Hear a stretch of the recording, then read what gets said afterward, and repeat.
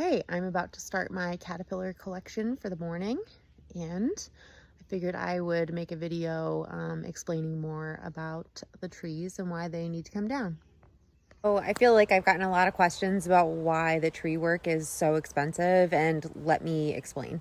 Like I said in my original video, our first option was to have the pesticide injected directly into each tree, and it would make the leaves as they grew out poisonous to the caterpillars. So the caterpillars, when they emerge from their nest, will eat them and die.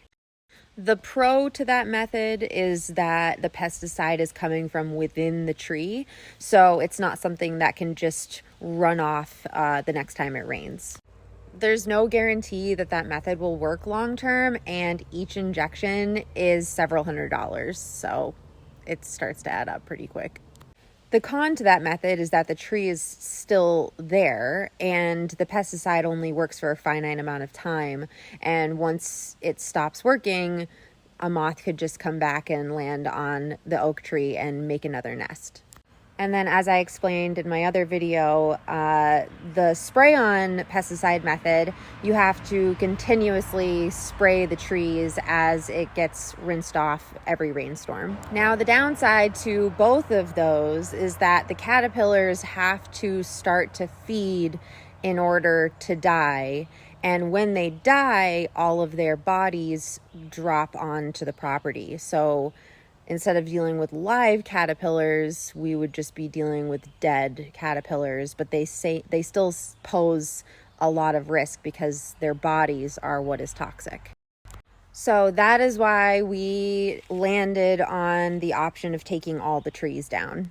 The reason why it's so pricey is because the trees, as you can see in these videos, are not only extremely large, they are directly over the house. The limbs are directly over the house. So you need to have a company with insurance. The limbs that they take down need to be disposed of adequately, because you can't just put them on a burn pile, because if you inhale the hairs, you're going to the hospital, obviously, because they're so toxic. There's also a lot of equipment involved, like a cherry picker and potentially a crane and a big truck to haul away all the limbs that are toxic. Also, we're talking about 8 to 10 trees. It's not like 1 or 2 or 3. Like we're surrounded by oak trees. So that's another thing I didn't add in my videos. The amount of trees that need to come down is a lot. And also, these guys are putting their own health and safety at risk by doing this for us. Like, they are the ones that have to go up into the tree right next to these toxic nests and deal with them. So I mean, I feel like that alone, I would probably charge a lot too. Anyway, I just wanted to make this video and explain a little bit more like where the pricing and all that stuff comes from.